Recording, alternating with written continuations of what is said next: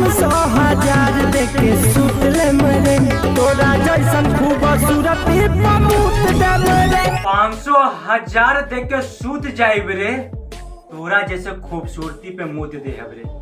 जी हाँ भैया, कृष्णा जैकवार के गाना आ गए बा, जे कि भैया सबसे अश्लील गाना गईले बारे कृष्णा जैकवार, जे कि भैया कॉमेडियन पहले हरे और कॉमेडियन से भैया सिंगर बन गए बारे, और सिंगर में ऐसा ऐसा गाना गावा ताड़े एकदम मुँह देहब रे, सूत जाइम रे। और भैया लड़की के इतना जलील कर रहा बारे कृष्णा जैकवार, का बताएं तो के। हम जानत हैं कृष्णा जैकवार के लड़की धोखा दिले बिया, तू दिल से आवाजें निकली, गाली ही निकली, पर भैया हुआ कंट्रोल करके गाड़ी था ना।